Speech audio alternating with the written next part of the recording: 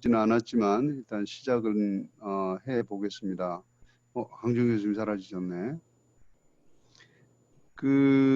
일반적으로 지금 이제 경약 연구부터 제가 간단하게 현황을 좀 말씀을 드리면, 우리 경영 연구가 지금 2020년 개재율은 29% 정도 되거든요. 근데 평균 개재율은 한 40% 정도 돼요. 그리고 투고 편수를 보면 이 전체가 우리가 보통 한 호에 10편 정도가 개재가 되는 것 같아요. 9편에서 10편 정도가 개재가 되고 있는데, 뭐 분야별로 많이 들어옵니다만 제일 많이 들어오는 데가 일단 회계, 그리고 인사조직, 마케팅 이렇게가 많이 들어오고요. 그다음에 이제 경영 전략 분야, 이 경영 정보는 앱시스하고 ISR이 너무 잘하시나 봐. 여기 경영 정보는 거의 안 들어오고 있어 지금. 이게 아마 어찌 보면 또 융합 쪽으로 빠져갖고 그럴 수도 있어요. 융합이라고 새로 우리가 만들었거든요. 근데 지금 융합 분야로 꽤 지금 많이 들어오고 있어서 아마 그쪽 분야로 빠지면서 그렇게 된 게 아닌가라는 생각을 하고 있습니다. 그래서 우리 지금 평균적으로 투고 논문 수는 한 120편에서 130편 정도가 되는 것 같고요. 심사 기일은 이게 제가 맡으면서 엄청 짧아졌어요. 그래서 토탈 한 2달 맥시멈 이면 다 턴오버가 끝나는 것 같아요. 그러니까 그래서 우리 경영연구 편집위원회 이 편집위원님들이 워낙 열심히 해주셔가지고 내가 고민할 일이 없어. 안 해주면 맨날 편지 보내고 이래야 될 텐데 너무 잘해주셔서 그래서 김선민 교수님, 송태우 교수님 고맙습니다. 일단은 그렇게 됐고요. 우리 경영연구도 지금 스코퍼스 등재를 시작을 하고 있어요. 그래서 홈페이지도 영문으로 다 지금 이제 개편을 했고 개편하고 있는 중이죠. 이제 거의 다 마무리가 됐습니다. 그래서 그리고 지금 이제 경영연구는 실제로 전체적으로 우리 연구재단의 우수학술지로 돼 있기 때문에 이 스코퍼스 가는데 좀 엑스퍼다이트가 좀 될 것 같아요. 강진아 교수님 안녕하세요. 예, 안녕하세요. 네. 네. 그러면 지금 잘 나오고 우리 KBR도 잠깐 상황을 좀 말씀을 해주시죠. 강정 교수님 안 들려. 관리자님.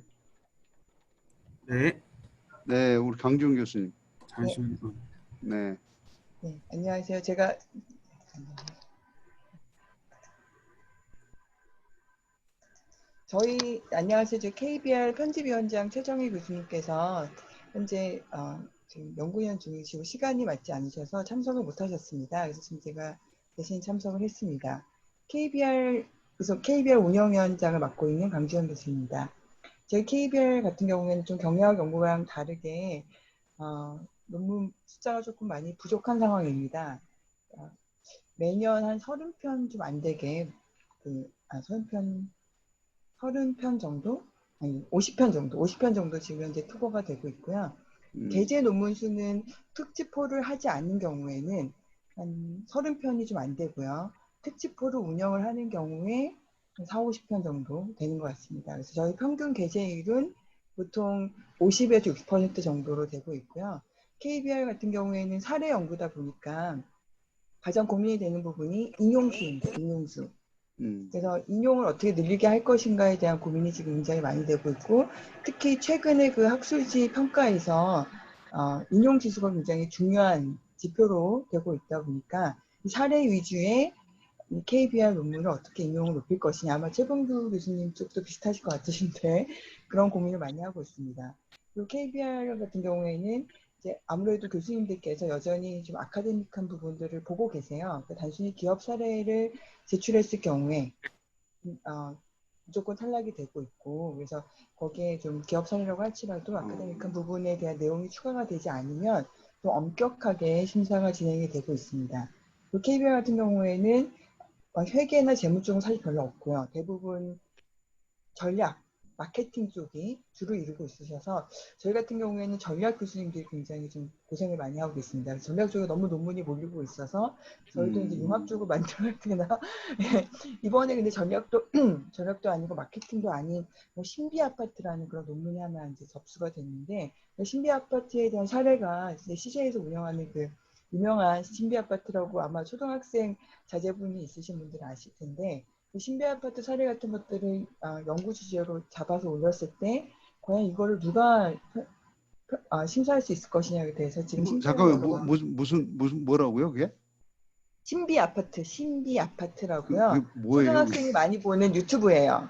약간 아, 무서운 건데 무서운 유튜브. 건데 초등학생들이 엄청 많이 봐서 그 조회수가 어마어마하고요. 그 뭐 애니메이션도 제작이 되고 거의 뭐 초등학생들이 다 보고 있는 유튜브인데요. CJ에서 지금 하고 있거든요. 그 네. 사례가 접수가 되었는데 이 사례를 지금 누가 심사를 할 수 있을 것인가에 대해서 그래서 심사위원이 계속 교체가 돼서 늦어지고 있더라고요. 그래서 저희도 사실 경영 연구처럼 좀 융합 분야, 새로운 분야에 대한 그런 수요가 많이 늘어나고 있고, 사실 기존 전통적인 어떤 분야에 대해서는 논문을 보냈을 때 이제 심사물이 약간 고사를 하는 경우가 종종 발생하고 있습니다.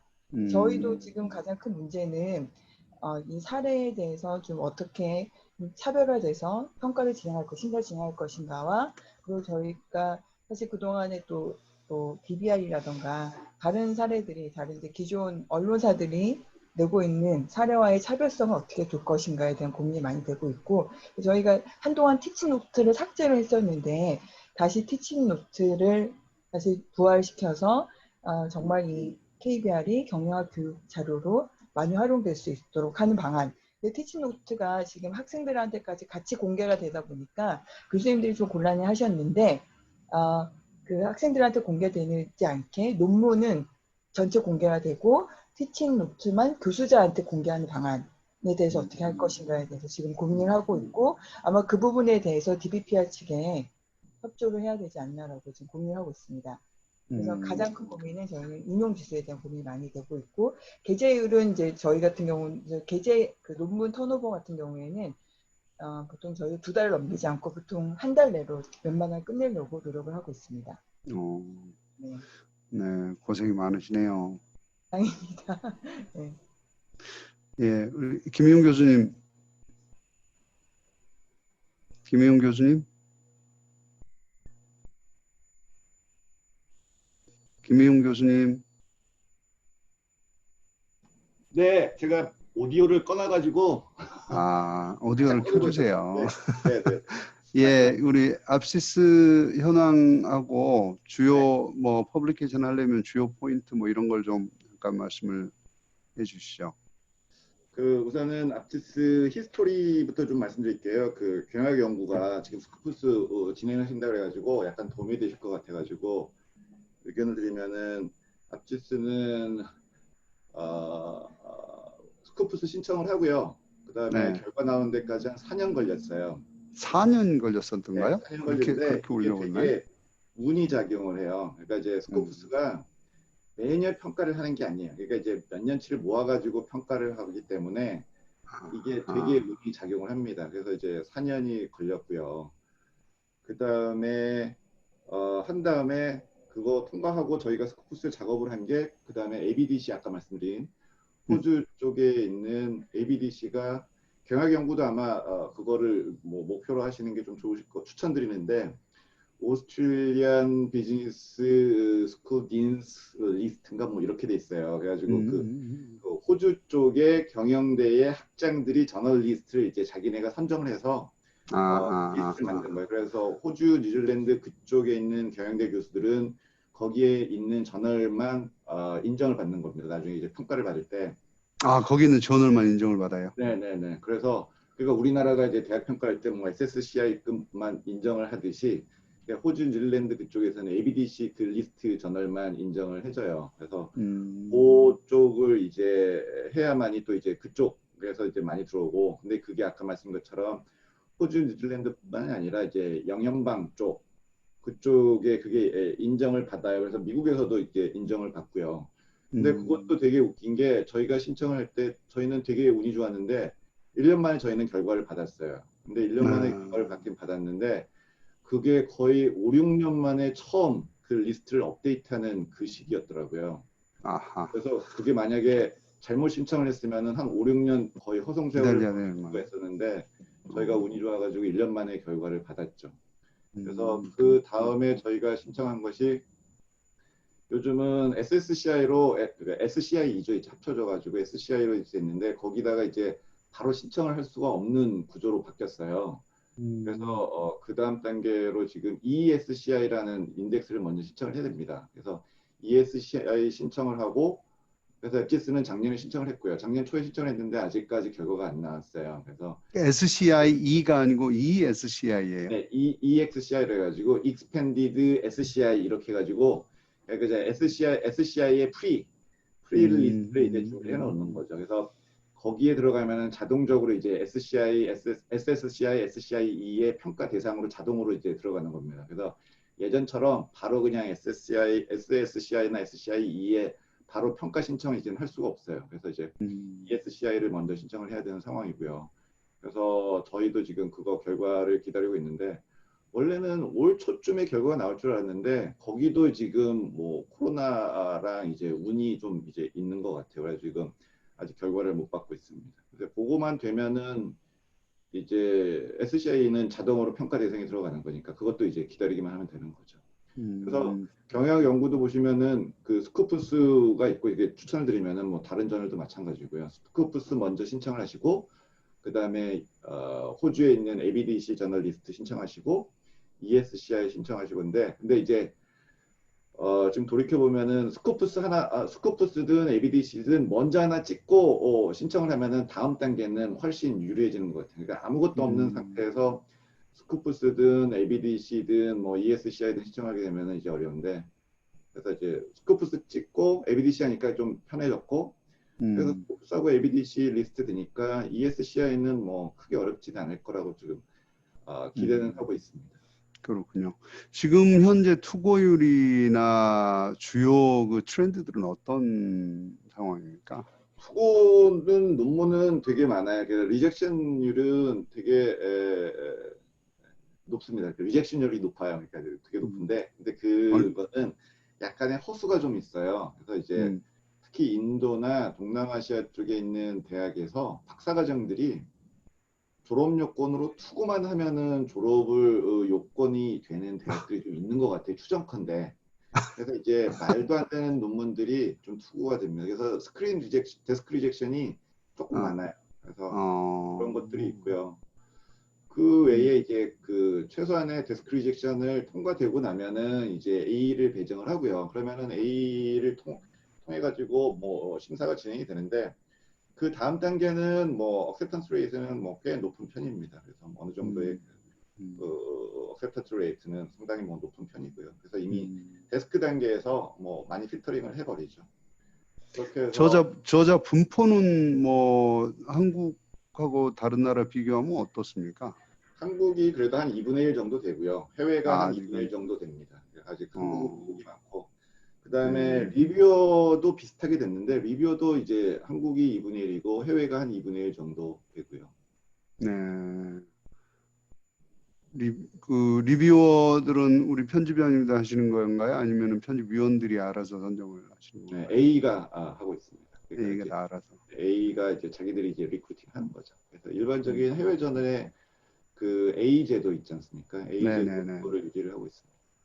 지금 스코퍼스 10 이후에 사이테이션은 그 좀 어때요? 많이 올라갑니까? 사이테이션은 근데 이게 그렇게 높지는 않아요. 그러니까 스코프스 됐다고 해가지고 많이 높아지는 것 같지는 않고요. 그래서 그게 좀 문제입니다. 저희가 최종적으로는 그러니까 SSCI가 없어지고 이제 SCI2로 이제 통합이 됐으니까 SCI2로 이제 평가 단계에 들어갈 때 결국은 이제 사이테이션이 이제 관건이 될 것 같은데 그게 지금 제일 고민이죠. 사이테이션을 높이는 게. 그렇군요. 네, 아무튼 수고 많으셨습니다. 우리 그 김희웅 교수님한테 박수라도 한번 쳐드려야 될 것 같아요. 보니까. 감사합니다. 예, 최봉구 교수님.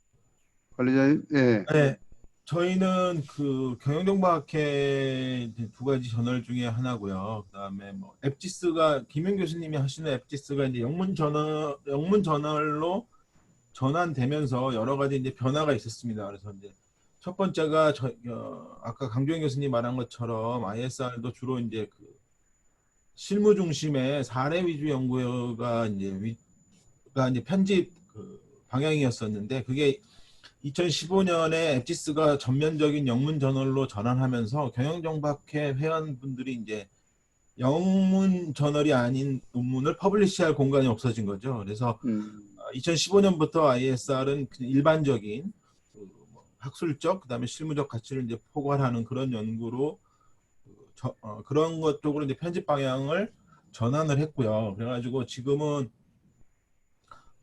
모든 종류의 이제 연구를 다 받고 있습니다. 그래서 아까 강조영 교수님 말씀하신 것처럼 만약에 그 경영 연구가 스코퍼스로 간다 그러면 뭐 KBR도 어떤 그 방향의 그 전환이 있지 않을까 뭐 그런 생각이 좀 듭니다. 근데 어쨌든 간에 예전에 그런 그 레가시가 좀 남아 있어서 아직도 그 어떤 사례 연구나 이런 것들이 심심치 않게 들어와요. 한 20% 정도? 전체에서 한 20% 정도가 사례 연구가 들어오고 그 다음에 앱지스로 가지 못하는 연구들이 ISR로 오면서 논문 투고가 상당히 좀 늘어났죠. 그래서 저희가 한 보통 1년에 한 70편 정도가 들어오고 그 중에 한 40편 정도. 그러니까 저희가 4번 발행을 하는데 한 10편 정도씩 평균 싣고 있습니다. 그래서 더군다나 아직 뭐 2020년 거를 전체적으로 뭐 집계를 해보진 않았지만 논문 투고 수는 2020년이 2019년에 비해서 좀 늘어나는 그런 추세라고 할 수 있습니다. 당연히 논문의 숫자가 늘어나니까 게재율도 좀 떨어지는 그런 거죠. 그래서 한 뭐 50에서 60 정도 사이는 되는 것 같습니다. 그 다음에 뭐 많이 좋아진 거죠? 예? 많이 좋아진 거예요? 예, 예전에 비해서 상당히 많이 낮아졌죠. 게재율이 상당히 많이 낮아졌습니다. 거의 한 20% 정도 낮아진 것 같습니다. 근데 그런 특성이 있고요. 그 다음에 뭐 아무래도 사례 연구가 있으니까 산업계 소속인 분이 제일 저자로 되는 게 한 20% 정도가 됩니다. 그런 부분도 아직까지는 있고요. 그 다음에 뭐 어제 그 편집국에서 보내주신 거 보면 뭐 최신 연구 주제나 이런 거 뭐 그런 것들을 좀 말해달라 그러는데 그래서 한번 좀 정리를 해봤는데 최신 연구 주제를 보시면 뭐 다른 그 경영정보학 그 관련 저널이랑 마찬가지로 요새 특히나 뭐 인공지능이라든지 아니면 뭐 데이터 어널리틱스 관련 그런 논문들이 이제 꾸준히 증가하고 있고요. 그다음에 2020년 같은 경우에는 관련 보통 한 10편이 게재가 된다고 하면 그 중에 한 3편 정도, 그러니까 거의 한 30%에 육박하는 것들이 이제 인공지능이라든지 아니면 뭐 신기술 쪽으로 이제 많이 이제 논문들이 이제 나오고 많이 논문이 많이 나오는 것 같습니다.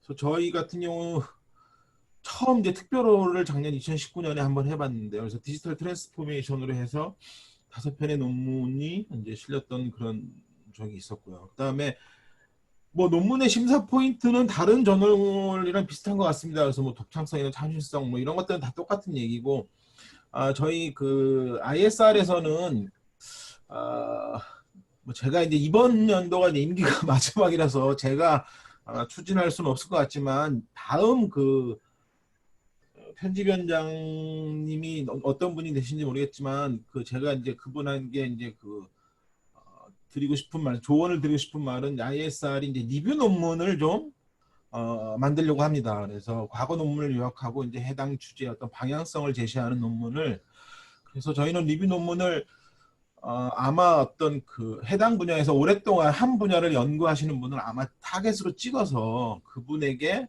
어떤 일정의 그 원고료를 지불하고 그분을 통해서 뭐 팀을 꾸려서 하시든지 어떻게 하시든지 해서 리뷰 논문을 매호에 이렇게 실을 수 있는 그런 쪽으로 아마 제가 이제 좀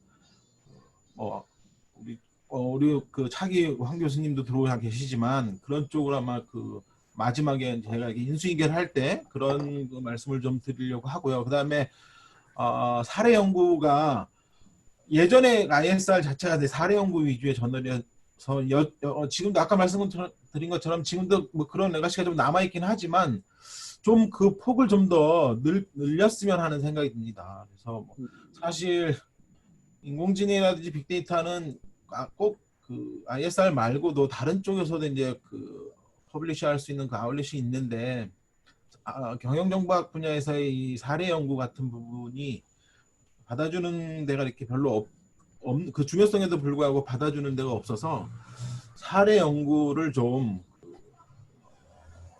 그러니까 리뷰 논문과 사례 연구를 좀 이렇게 늘리는 방향으로 가는 게 이제 좋을 것 같다는 생각이 들고요.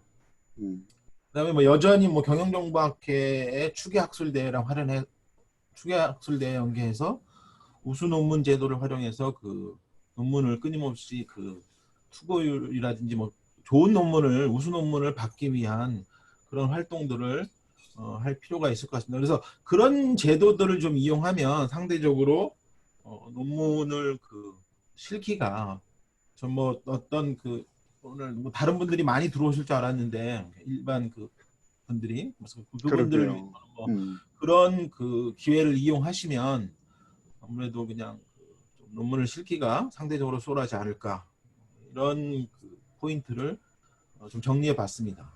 네, 아이고 감사합니다. 이게 준비를 많이 하셨는데 일반 그 참여자들이 좀 많이 있어야 될 텐데 그게 별로 없어갖고 가슴이 좀 아픕니다. 우리 황재웅 교수님 안녕하세요. 네, 안녕하세요. 네. 네, 어떻게 이제 다음번에 방향은 잡으셨습니까? 우리 최봉기 아이고, 교수님 무슨 설명 말씀을요. 잘해주시고. 지금 아직 반년도 더 남으셨는데 김 교수님이 그렇게 얘기하시면 안 되죠. 아니, 근데 오늘 세션이 되게 큰 도움이 돼서 우리 강 교수님이나 김 교수님 또 최 교수님 얘기하시는 게 앞으로의 방향을 설정하는 데 되게 큰 도움이 될 거라고 예상이 되어지고요. 무엇보다도 네. 아까 김 교수님은 그쪽에 지금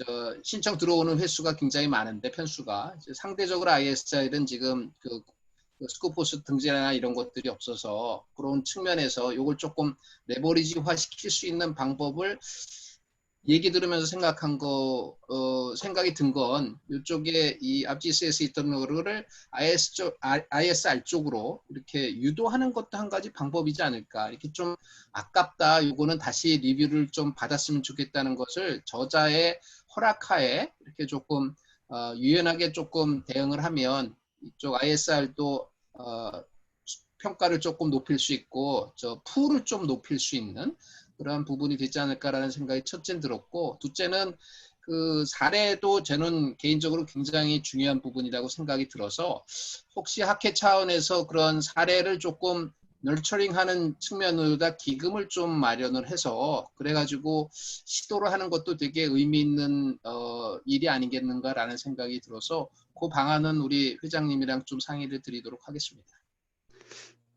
우리 경영연구나 KBR은 사실은 그 작년부터 이 비용을 줄이라는 압박을 계속 받고 있어갖고요.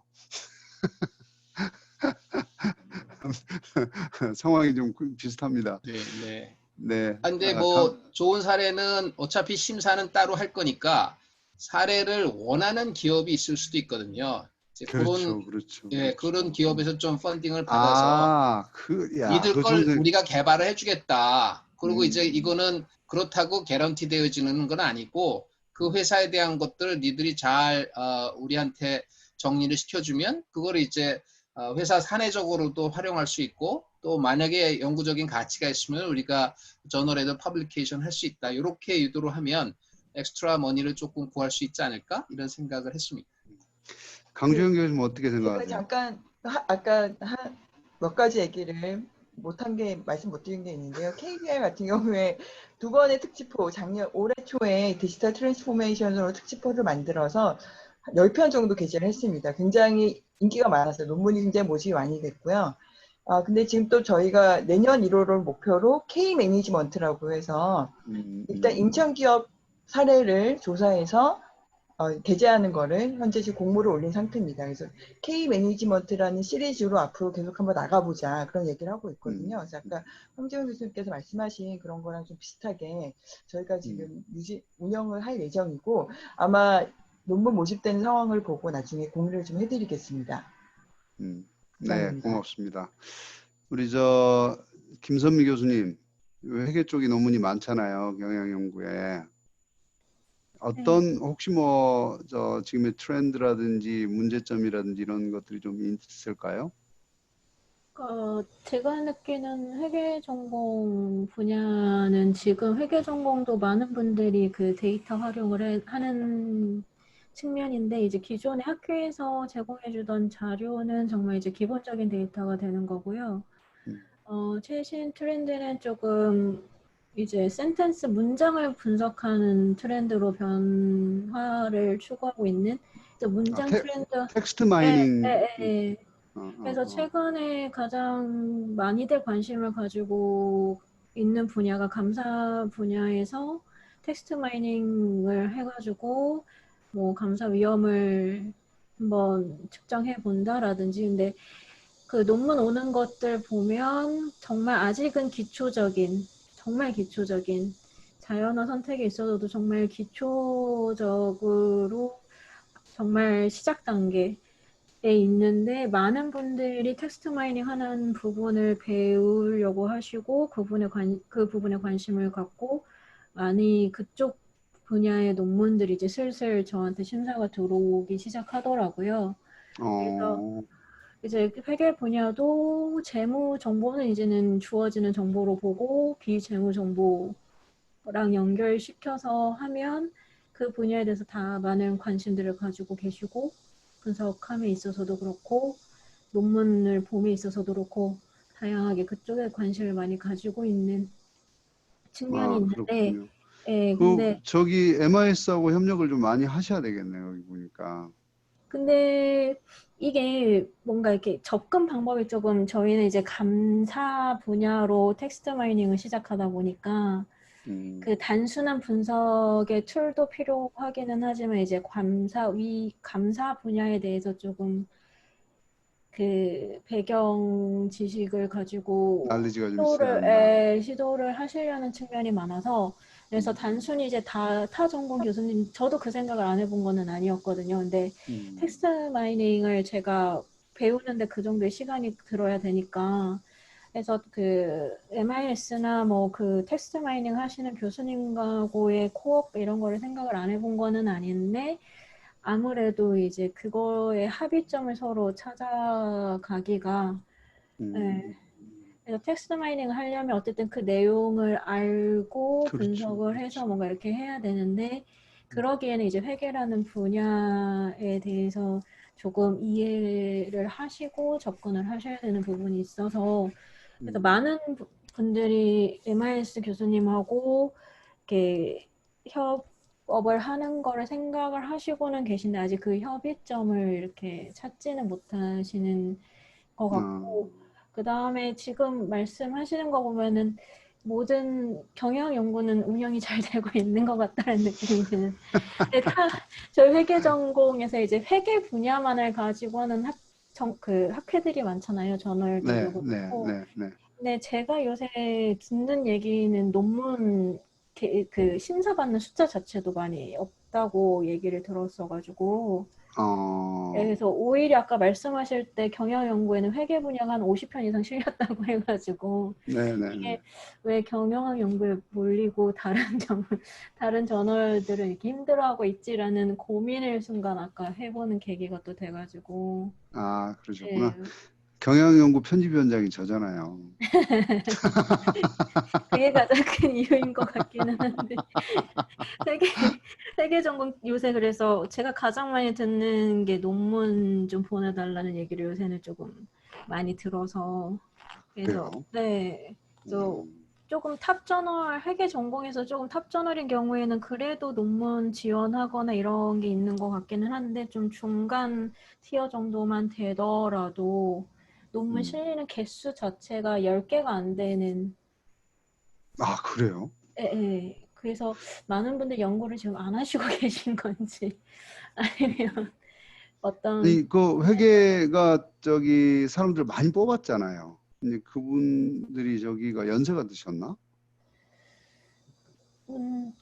저희 학교만 해도 이제 거의 비중이 반반 정도로 회계 전공 교수님들이 시니어 교수님 반 정도, 이제 주니어 교수님 반 정도 되는데 그래서 아직 그 원인을 찾지는 못하고 논의가 되고 있는 측면이어서 어떻게 하면 많이 지원을 하게 하실까라는. 그래서 한 가지 그건 아까 말씀드렸다시피 텍스트 마이닝으로 전환을 하시려고 하시는 교수님들 꽤 있으시거든요. 회계 전공에서는. 그래서 네. 그 분야에 대해서 아직 조금 더 공부가 돼야 된다고 생각을 하셔서 논문이 만들어지고 있지 않는 게 아닌가. 그러니까 기존에는 뭔가 해오던 걸 계속 하는 느낌이고 트렌드의 변화에 따라서 뭔가 그 논문 주제도 변화가 이루어져야 되는데 그 분야에 대해서 부족하다고 생각하시는 게 아닌가. 네. 사실 회계 분야는 저 내부 통제라든지 이런 이슈들이 새로 들어오면서 굉장히 많을 것 같은데 대부분 다 시스템화돼 있는 것들이긴 하지만 이슈들이 많이 생기기는 했는데 그게 분석이 되기 위해서는 데이터 그렇죠. 최소 표본이 되기 위해서는 좀 기간이 필요한 부분도 시간이 좀 있어서 필요하다. 그러니까 시행 1년 정도밖에 안 되는 부분들이 많이 있고 표본 수가 그만큼 분석에 필요한 정도로 확보되지 않는 그게 있어서 다들 새로 온 이슈에 대해서는 거의 준비하시고 계시는 그런. 그러니까 뭔가 분석에 대한 주제가 과도기적인 측면이 있어서 그러신 건가라는 생각이 개인적으로는 그렇게 들기도 하기는 한데 어쨌든 논문 게재되는 편수 자체를 10개를 못 채우는 좀 저널들이 파케이지가 있는 것 같기는 해요. 회계 분야에서는. 네. 우리 저도 사실은 뭐 회계 분야는 전혀 뭐 문외한이긴 한데 작년 말에 3일 회계법인에 이제 주니어들을 대상으로 해서 AI 감사 쪽으로 오디팅 쪽으로다 이제 그 AI 쪽 팀들을 만들어서 그래가지고 이제 시행을 하겠다라고 얘기를 들었어요. 그래서 회계 분야가 실질적으로다 지금 텍스트 마이닝이나 이런 쪽으로다 나가는 건 랩 테스트나 이런 수준에서 지금 진행을 할 거라고 예상이 되어지고 이게 결국 이제 실질적으로 다 프랙티컬하게 밸류가 있었는지 이펙트가 있었는지에 대한 것들은 조금 더 시간을 필요로 하는 그러한 분야이지 않겠나라는 생각이 들고 MIS랑 연결해서 할 부분은 그냥 텍스트 마이닝이라는 걸 갖고 하면 얘기하신 대로 회계는 그거의 결과에 인플루언스가 어떻게 있는지에 대한 거에 포커스하다 보니까 우리 쪽에서는 사실은 접근할 수는 없는데 이 텍스트 마이닝에서의 기법들이 이제 이런 형식으로 저런 형식으로 했었을 때 어떤 것이 더 효과적인지 이런 것들은 랩 테스트의 밸류가 충분히 있을 수 있을 것 같아요. 그래서 찾아보면은 또 저희 쪽이랑 얘기를 많이 하시면 새로운 분야를 좀 찾아내실 수 있을 것 같고 세 번째 코멘트는 해외 쪽으로 다 들 많이 포커스를 하다 보니까 국내 저널에 대한 퍼블리케이션 그 출하가 좀 적어지는 거 아닌가. 그거는 이제 사실은 뭐 AI 그 어카운팅뿐만이 아니라 모든 분야에서 지금 공통적으로 다 느끼고 있는 어려움이지 않나 그런 생각이 들었습니다. 네, 코멘트 감사합니다. 송태호 교수님, 마케팅 쪽은 어떻습니까? 예, 안녕하세요. 프로 송태호입니다. 그 아까 지금 말씀하신 김미 교수님하고 비슷한 생각이 좀 들었는데요. 저희도 이제 저도 마케팅 연구에서도 그 편전을 현재 하고 있습니다. 네. 마케팅 연구는 이제 저희 쪽에서는 이제 국내에서는 제일 좋은 저널로 알려져 네, 있는데요. 네, 거기 요새도 참 고생이 많이다. 이게 논문이 안 들어온다. 편집위원장님이 논문 모집하시느라고 좀 힘드신 상황이고요. 반대로 좀 경영 연구에서 또 편집을 하고 있어서 대충의 상황을 본다면 경영 연구에는 좀 논문이 많이 들어오는 것 같아요. 마케팅 쪽에서. 네, 그래서 이게 주로 이제 제가 고민하는 것 중에 하나는 마케팅은 다른 분야도 비슷하겠지만 주로 이게 티오리 빌딩 많이 밀리거든요. 시간보다 지금은 연구 수는 많은 것 많아서 마케팅이 이제 좀 어려운 점이 평상적으로 좀 약해 표현은 좀 지만은 그 부분보다 상에 좀 보고 있는 것 같다는 생각이 좀 들어서 이게 여기서 제가 할 얘기는 맞는지 모르겠지만 마케팅 연구에서도 약간 그런 벤치마킹할 필요가 있고 아까 뭐 트마인이나 요즘 이제 IT 쪽에서 오는 글들을 가지고 하는 연구도 마케팅에서 많이 증가하고 있거든요. 그래서 그런 분들이 이제 사실 갈 데 없는 상황이 좀 있어서 그런 거 어떻게 수용할까의 문제들도 좀 고민을 마케팅 분야에서는 고민을 좀 하고 있고요. 마지막에 말씀하셨던 이제 해외로 가는 전 대부분의 사실은 좀 논문들이 해외 타겟을 많이 하고 있습니다. 마케팅 분야에서도. 주로 이제 약간 표현은 그렇지만 학생들과 한 논문들은 국내 쪽으로 타겟하는 경우가 있고, 이제 해외 쪽으로 좀 약간 컨텐츠가 좀 있을 것 같은 놈들은 자꾸 해외로 가는 경향들이 있어서 이게 뭐 저희 경영 연구나 마케팅 연구의 문제가 아니라 저희 국내 학술지 자체의 어떤 그런 문제들이 좀 어떻게 이게 투고 높일 수 있는가, 관심도를 높여서 활용도를 높일 것인가 이런 거에 대한 고민은 지속적으로 좀 해봐야 않을까. 사실은 업계에서도 이게 뭐 심지어는 이러다 하지 이게 지금 학술지에 넣어서 누가 읽라라는 표현들도 심하게 얘기하시는 분들도 있고요. 그래서 그런 어떤 리뷰어십을 높이는 것들에 대한 법들 뭐 이런 것들을 좀 장기적으로는 좀 고민을 해봐야 되지 않을까라는 생각이 있습니다. 스코프스로 저희가 경영 연구도 추진을 하고 있지만 이게 과연 얼마나 좋은 것인지는 좀 생각을 해볼 필요도 있을 것 같아요. 이게 콘텐츠 자체가 주로 한국보다는 또 좀 한국 이외의 국제적인 특히 미국 중심의 데이터를 많이 활용하게 되고 그러다 보면 결국에는 국내에서의 어떤 이 경영학 연구라는 분야의 디맨드가 좀 차적으로 오히려 떨어지지 않을까라는 고민도 해볼 필요가 있지 않을까라는 생각이 좀 들었습니다. 네, 그렇죠. 뭐 전반적으로 지금 국내의 거의 대부분의 학회지가 무지 많더라고요. 그러니까 조그만 학회도 다 학회지를 만들어 갖고 있는데 지금 대부분이 다 그 논문 모집에 그 고통을 좀 겪고 있는 것 같더라고요. 그래서 다행스럽게도 경영 연구는 아직 이제 그런 문제는 없긴 합니다만 뭐 이유는 뭔지 잘 모르겠습니다. 제가 편집위원장이라서 그런지. 근데 사실은 전반적으로 그 약간 통폐합이 좀 될 필요도 있을 것 같다는 생각도 좀 들기는 하고요. 대신 그래도 이제 전문적인 그 학술지가 필요하니까 어떻게 송 교수님 말씀하신 대로 더 활성화를 할 수 있는지 실질적인 임팩트라고 하는 게 이제 우리 입장에서는 뭐 산학이 같이 뭔가를 해보는 그래서 리더십을 그쪽에서 가져오는 이런 방식. 그러니까 왜 근본적으로는 대학원 학생 수가 많이 줄고 있는 것으로 알고 있어요. 그러다 보니까 그리고 이제 대학원 학생들 중에서도 논문을 쓸 수 있는 퀄리티를 가진 사람들이 이렇게 많이 이제 줄어드는 이런 추세다 보니까 그게 전반적으로 국내 학술지 그 논문 투고 수에 영향을 미치고 있는 거 아닌가라는 생각이 듭니다.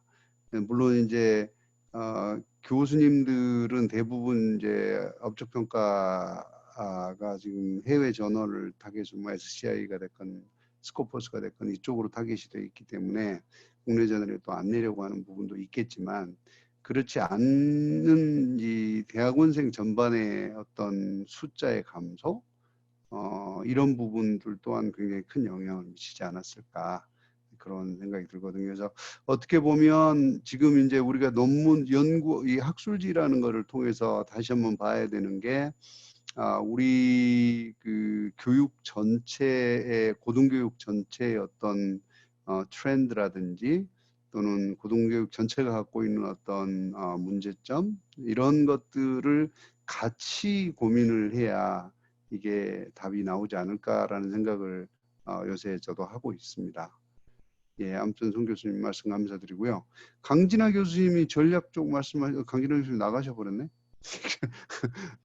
다음 얘기를 시키려고 했더니 가셔버렸어. 어디로. 아니 가신 게 아니라 아까 그 저 오디오 이슈 때문에 다시 다른 방법으로 해서 들어오시겠다고 그게 강진아 채팅에 교수님 남기셨었어요. 문제였군요. 우리 송태 교수님 문제인 줄 알았더니 강진아 교수님 문제였구나. 알겠습니다. 그러면 강진아 교수님 들어오시면 한번 저기를 해보는 걸로 하고요. 강주영 교수님, 우리 네. 저기 경영연구 스페셜 이슈에 대해서 한번 발표를 해주시죠. 그럼 알겠습니다.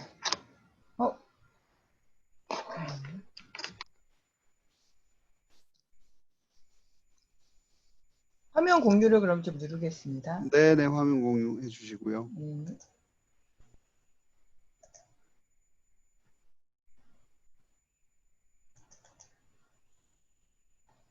혹시 화면 잘 보이세요? 네, 잘 보입니다. 네. 안녕하세요. 다시. 지금은 이제 KBR 운영위원장으로 참가하는 것이 아니라 경영연구 융합 분야 에어리어 에디터 자격으로 참가를 합니다. 그래서 경영연구에서도 디지털 트랜스포메이션 관련해서 특집호를 한번 준비를 해보자라고 편집위원장님께서 말씀을 주셨고요. 제가 이제 융합 분야 에어리어 에디터다 보니까 그쪽으로 한번 준비를 해서 편집위원장님과 논의를 하면서 준비를 해보았습니다. 제목은 일단 요즘에 워낙 학회 제목이 코로나가 많이 들어가 있어서 저희는 그냥 디지털 적자 생존과 디지털 트랜스포메이션이라는 주제로 잡아봤고요.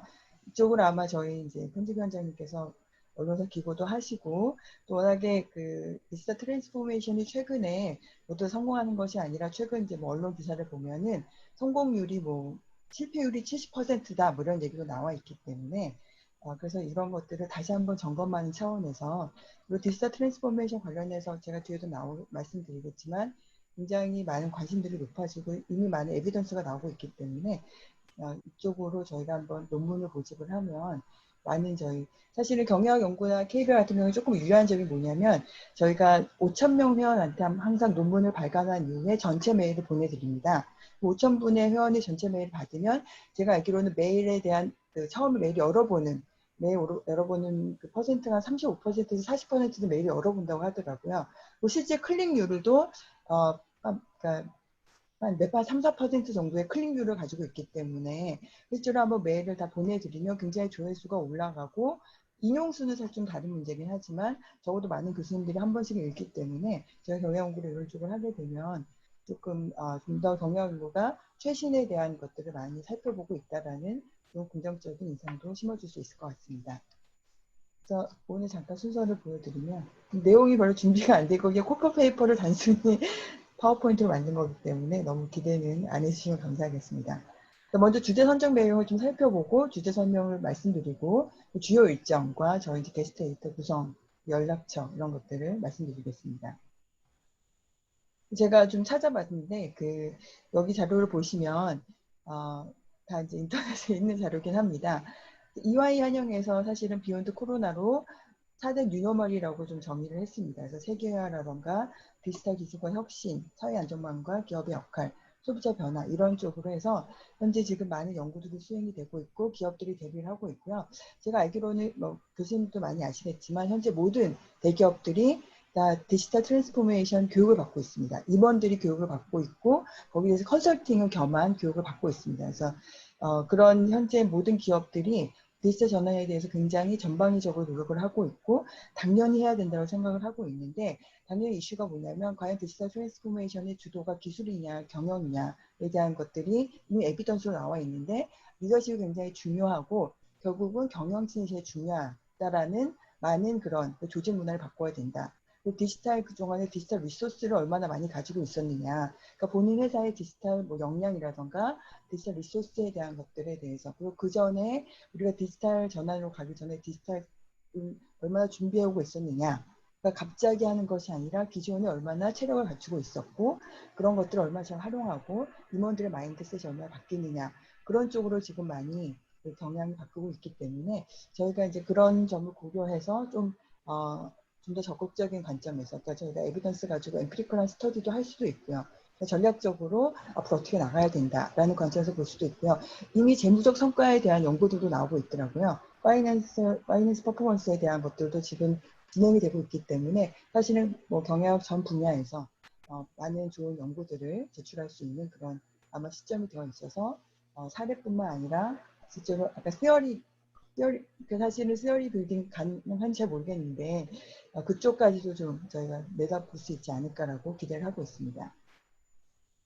그래서 제가 좀 찾아봤는데 아카데미 매니지먼트에서도 여기 보시면 2018년도에 디지털 트랜스포메이션 관련해서 여러 가지 지금 조사를 했었고요. 이 자료를 검색해 보시면 아시겠지만 여기서도 이제 디지털 트랜스포메이션에서 이렇게 아까 시어리티컬한 건 좀 어려울 수 있지만 그래도 여전히 엠피리컬한 것들을 좀 수집할 수 있고 그런 연구를 기대한다라는 관점으로 제시를 하고 있고요. 그리고 이제 여기 저널 오브 비즈니스 리서치에서 이 제목으로 아직 온라인 출판 상황인데요.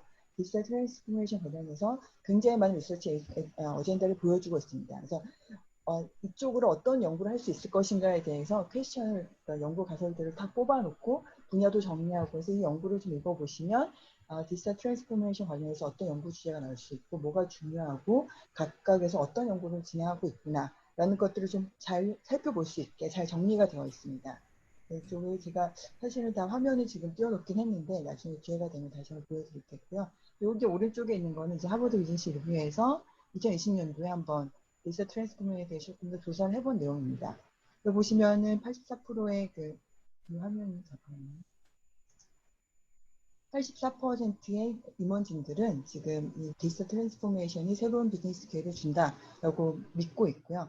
근데 밑에 보시면 사실은 20%만이 본인 기업의 디지털 트랜스포메이션 노력이 효과적이다라고 생각을 하고 있고요. 63% 분들이 뭐라고 생각하냐면 사실은 이제 기업의 조직적인 변화가 가장 중요하다. 조직적 변화가 이루어지지 않으면 실제로 디지털 트랜스포메이션이 성공하기가 어렵다라고 되고 있고요. 70%가 사실은 디지털 트랜스포메이션이 본인 기업의 성공에 가장 중요한 요인이 되고 있다고 믿는다라고 되어 있기 때문에 지금 기업 환경에서 뉴 노멀이라던가 디지털 트랜스포메이션들이 사실은 이제 포스트 코비드 시대에 가장 중요한 이슈가 되고 있고 많은 기업들이 이걸로 지금 임원 교육도 하고 있고 전략도 세우고 있고 많은 사업을 추진을 하고 있기 때문에 저희가 이번 기회에 실제로 조금 더 기업에 마이크로하게 다가가서 여러 가지 좋은 연구를 낼 수 있지 않을까라고 기대를 하고 있습니다.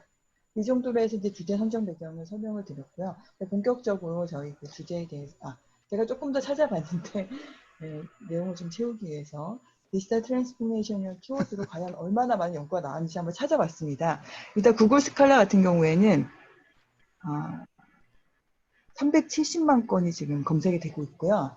우리 엘세비어 출판사에서는 17만 5천 건 정도, 그리고 제이스토어 같은 경우에는 5만 7천 건, 와일리 같은 경우 이건 제가 이제 논문만 따로 그 책도 있는데 논문만 따로 했을 때 18만 건 정도, 굉장히 많은 논문들이 출간이 되고 있어서 조금 늦은 거 아닌가라는 잠깐 걱정을 했었는데 저희가 이것만 키워드가 있는 것이 아니라 다른 키워드도 있기 때문에 그리고 지금 늦었지만 저희가 이제 안 하면 안 되겠구나라고 생각을 해서 지금 현재 굉장히 많은 연구들이 수행이 되고 있고 디지털 트랜스포메이션이 IT 부분뿐만 아니라 경영학 쪽, 경제학 쪽, 그다음에 뭐 다른 여러 가지 사회학 분야, 인문학 분야에서도 많은 연구들이 수행되고 있다는 것들을 좀 확인할 수가 있었습니다.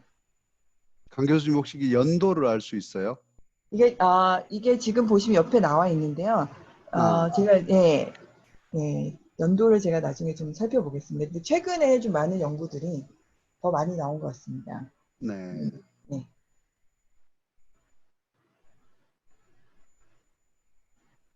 네, 그래서 아까 말씀드린 대로 저희 이제 주제는 사실 코로나랑 디지털 적자 생존 이런 관점에서 같이 살펴보려고 하고 있습니다.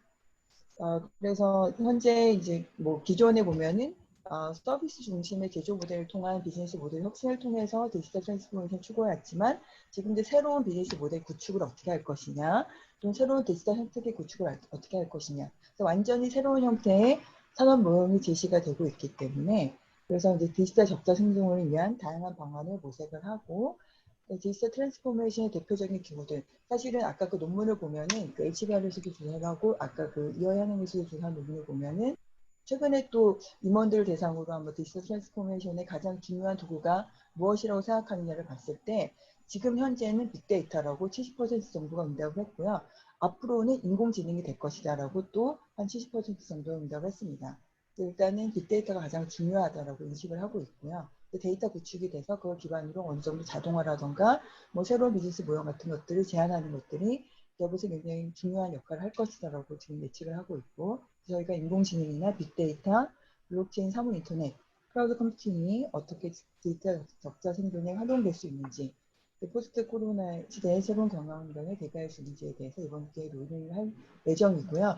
사실 이것뿐만 아니라 좀 자유롭게 여러 가지 주제로 논문을 접수해 주시면 좋을 것 같습니다. 저희가 지금 생각하고 있는 그 분야는 뭐 세계화나 기업 경쟁력, 소비자 변화, 인사조직 전략, 기업 전략, 또 정부 역할, 제조 혁신, 실제로 디지털 영역들을 어떻게 키울 것인가, 또 사회 안정망과 기업의 역할, 굉장히 다양한 분야에 대해서 기대를 하고 있습니다. 이거 외에도 사실은 관심 있는 주제가 있거나 분야가 있으면 여러 가지 형태로 접수를 해주시면 저희가 이제 관련이 있다고 하면은 충분히 게재 가능하지 않을까라고 생각을 하고 있고 기대하기로는 굉장히 많은 논문이 접수되지 않을 것이냐라고 기대를 하고 있는데 지금 제가 이 얘기를 몇 분한테 했는데 벌써 본인 논문 내고 싶다라고 얘기를 하시더라고요. 아마 제가 보기에는 제가 KBR에서도 디지털 트랜스포메이션으로 논문을 냈는데 그 DBPI 가보면 최근 조회수가 보이거든요. 최근 조회수에서 디지털 트랜스포메이션과 관련된 특히 뭐 인공지능과 인사 관리 전략인가 뭐 이런 논문들이 최근 1년간 굉장히 상위의 랭크가 되고 있고 조회수가 거의 폭발적으로 늘어나고 있습니다. 그래서 아마 이쪽으로 연구를 좀 내시면 조회수라던가 인용에 조금 많이 유리하지 않을까. 물론 이제 아까 식상한 면이 있다라고도 생각하실 수 있겠지만 아직까지 중요한 관점이 관심사가 되고 있기 때문에 제가 KBR의 사례를 보면 굉장히 성공적이다 보고 있어서 많은 분들의 관심을 좀 부탁드리겠습니다. 네. 네, 그래서 주요 일정은 지금 현재 2021년도 1월호를 목표로 하고 있고요. 논문 제출은 앞으로 한 3달 정도, 90, 12, 3달 정도 여유가 있으시고요. 1차 심사는 한 달 내로 마치고요. 2차 심사는 12월 말까지 해서 최종본을 2021년 1월 중순에 최종본을 제출해서 1월로 출간을 목표로 하고 있습니다. 지금 이거 홍보는 일단 편집 현재 워크숍이 끝나면 이제 경영학계 회원이라던가 다각화해서 홍보를 할 예정입니다. 그 접수 방법은 DBP와 투고 시스템을 통해서 아마 할 수 있을 것 같고요. 현재 게스트 에디터로는 저와 상황대 마케팅 쪽 교수님 맞으신가? 강재 교수님과 서울대 유병준 교수님 그리고 편집위원장님께서 도와주시기로 되어 있습니다. 이상으로 제가 준비한 것은 모두 마치겠습니다. 부족한 설명 들어주셔서 감사합니다. 네, 수고하셨습니다. 공유를 어떻게 중지를 할까요? 공유를 다시 누르시면 꺼집니다. 네, 알겠습니다. 네. 예, 고맙습니다. 강진환 교수님 들어오셨네. 강 교수님. 강 교수님. 강진환 교수님 들어오셨나요? 네. 여보세요? 네. 예, 네. 예. 어떻게 요새 그 전략 분야는 좀 어떻습니까?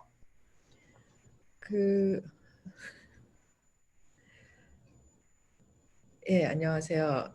저는 뭐 여기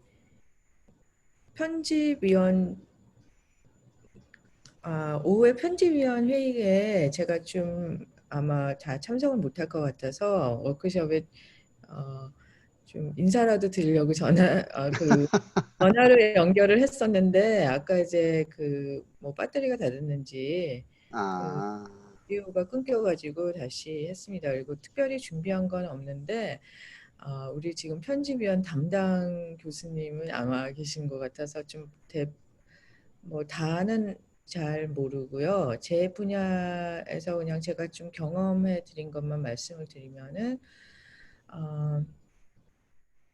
제가 전략 분야를 맡고 있습니다. 그런데 요즘 들어오는 논문을 보니까 이제 물론 전략 분야가 이렇게 많은 다른 OB나 뭐 마케팅이나 그쪽하고 특히 이노베이션 부분으로 이렇게 걸쳐져 있는 것들이 많이 있긴 한데 사실은 오히려 OB 쪽이나 마케팅 쪽이나 그쪽으로 가는 게 좀 더 좋은 그 이제 제대로 된 심사를 받을 수 있지 않나 하는 그런 논문들이 좀 몇 개 들어왔어요. 그래서 아, 이게 왜 이런 일들이 생기는지 좀 저도 잘 좀 고민을 하고 있는데 일단 몇 개는 좀 그 다시 리라우트를 하고 그 원래 분야에 보내다가 그냥 내가 뭐 그쪽 분야에 뭐 직접 하는 것도 방법이겠다 해가지고 그렇게 또 하고 있는 것도 있습니다. 그래서 그거는 또 다른 교수님들의 또 의견을 또 그 좀 들어보는 것도 괜찮을 것 같아요.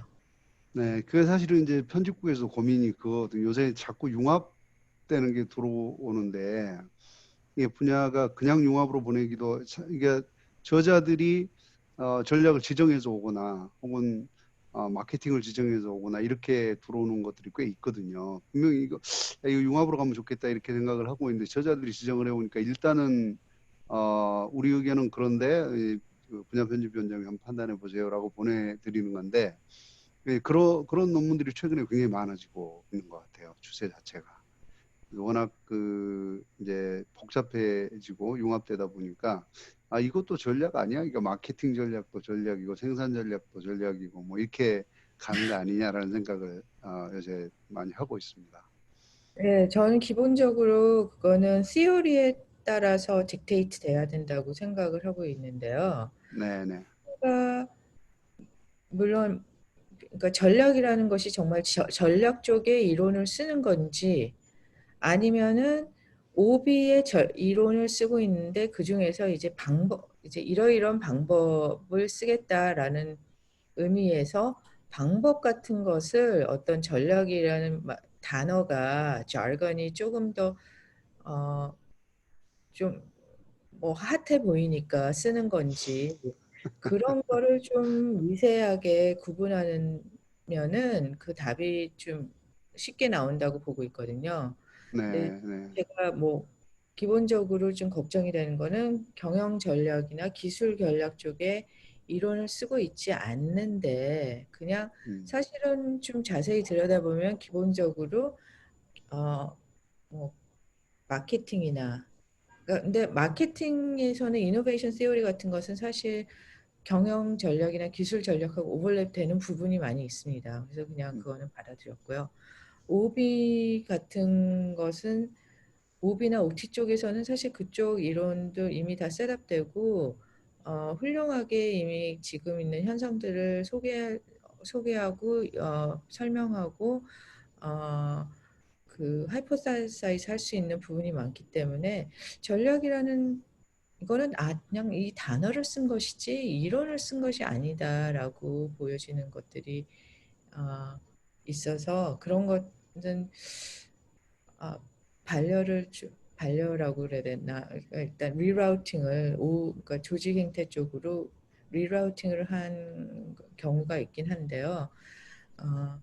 이거는 정말 좀 그 담당 교수님이나 담당 그 학자가 아니면은 좀 뭐 얼핏 그냥 뭐 보면은 모를 수도 있을 거라는 생각은 들긴 합니다. 네.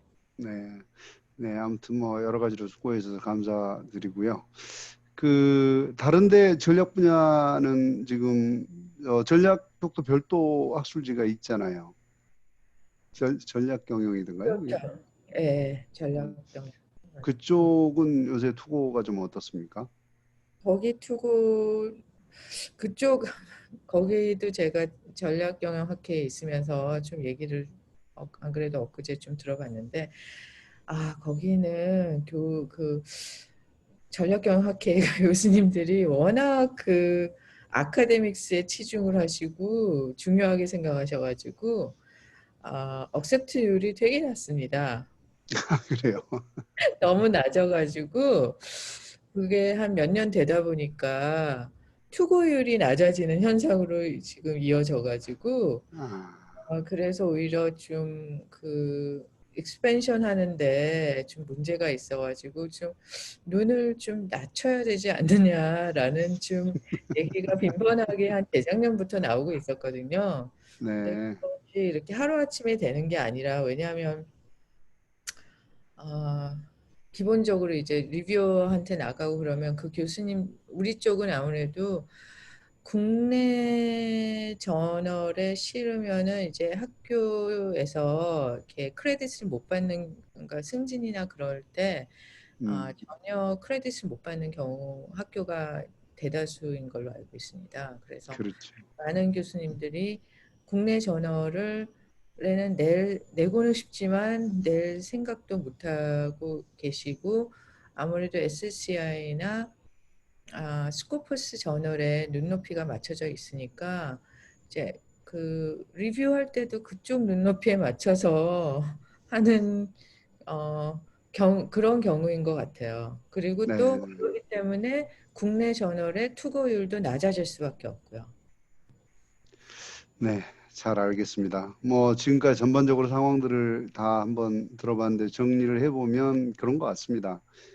대부분의 국내 저널들의 투고 수가 많이 줄어들고 있고, 그게 이제 뭐 여러 가지 이유 말씀하신 대로 교수님들이 그 업적 평가에서 해외 저널, SSCI나 뭐 스코퍼스나 이런 쪽이 평가를 받기 때문에 국내 저널로 잘 안 오는 경향도 좀 있는 것 같고, 또 학생들의 경우는 성과 평가를 받는다고 하지만 대학원생들의 숫자가 좀 줄어드는 측면도 좀 있는 것 같고, 뭐 이런 여러 가지 사정들 때문에 아니면 또 각 분야 전문 저널에서는 교수님들의 눈높이가 너무 높아서 추구가 잘 안 되는 이제 그런 측면까지 겹치면서 이제 그런 현상들이 벌어지고 있는 것 같습니다. 전반적으로 우리가 이제 아까 말씀드린 대로 이 저널 트렌드를 보면 우리 교육의 현상 또는 교육 현장의 문제점들이 명확하게 보일 것 같다라는 생각을 하게 됐고요.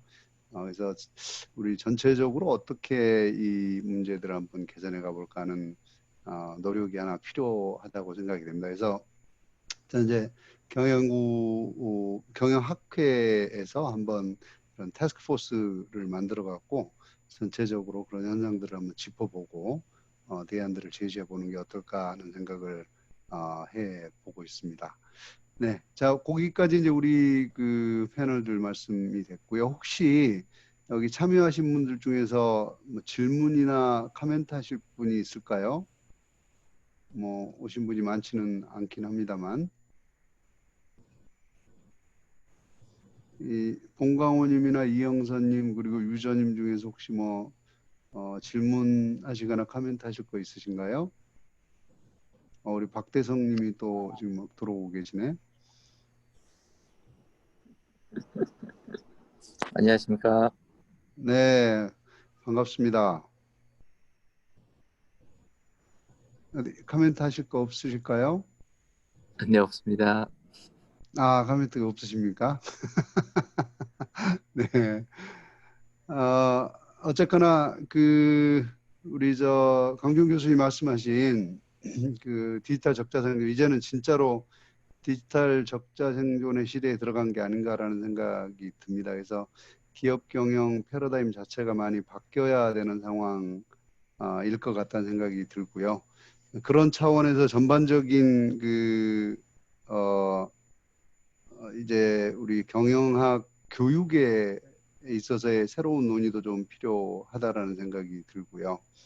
그래서 이번에 그 디지털 트랜스포메이션 특별호가 나가면 물론 각 분야의 저널을 책임지고 계신 분들이라 그쪽 분야에 뭔가 많이 왔으면 좋으시겠지만 이 특별호에 많은 그 관심 가지시고 또 그 독려도 해주시고 그래서 전체적으로 한번 틀을 우리가 먼저 만들어 제가 디지털 트랜스포메이션 관련해서 해외 저널들 이렇게 많이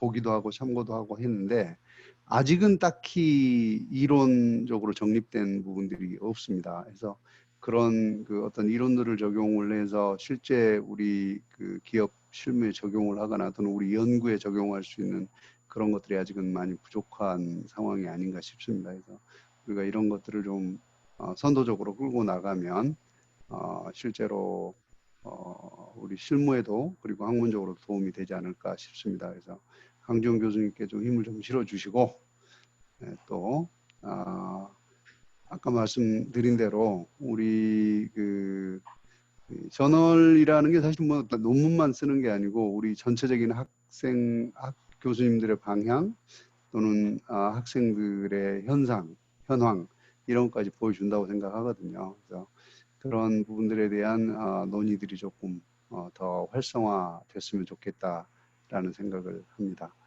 우리 황지영 교수님 뭐 마지막 코멘트 하실 거 있으면 한 말씀 하시죠. 뭐 따로 없고요. 네, 다만 아까 이제 우리 주제가 디지털 트랜스포메이션 쪽으로 다 가니까 뭐 즉흥적인 발언이긴 한데 이 저널 퍼블리케이션의 이 디지털 환경을 조금 더 입힐 수 있는 방법은 없을까? 그러니까 예를 들면은 뭐 하버드 비즈니스 리뷰처럼 우리가 뭐 한 5페이지 안쪽으로 다 나온 결과물을 우리 오디언스라고 그럴까요? 이 그 독자들한테 쏴주는 식으로 다 해가지고 그렇게 하거나 안 그러면은 좀 정말 좋은 것들은 뭐라고 그러나 구매를 할 수 있게 유료 독자화를 조금 더 차별화시켜서 그렇게 해가지고 좀 그 레퓨테이션을 더 쌓아가는 방식으로 물론 다른 그 저널에서는 안 할지 모르겠지만 조금 우리가 그렇게 조금 선진적으로 다 저널 학회지 운영도 시도를 해보면 어떨까라는 생각이 지금 말씀하시면서 좀 들었던 것 같습니다. 네, 감사합니다. 혹시 뭐 다른 분들 마지막 코멘트 하실 분 있으십니까? 우리 강지훈 교수님. 네, 너무 오늘 좋은 시간 만들어주셔서 감사합니다. 네, 그리고 아까 황지영 교수님 의견 감사드리고요. 저도 사실 다른 데서는 뭐 아티클 인 브리프라고 해서 앱스트랙트랑 다르게 몇 가지 그림이나 표 같은 것들을 좀 강조해서 요약해서 보여주는 섹션들 있잖아요. 그런 것들을 좀 추가하는 거는 굉장히 좋은 아이디어라고 생각이 듭니다. 감사합니다. 네, 감사합니다. 우리 김희웅 교수님. 네, 뭐 별 건 없고요. 오늘 뭐 그 경영정보 시스템 쪽의 저널에 대해서만 알고 있었는데 다른 분야 저널 상황도 좀 정보를 좀 받아가지고 저한테는 되게 유익한 시간이었던 것 같습니다. 감사합니다. 네, 네, 고맙습니다. 최병구 교수님.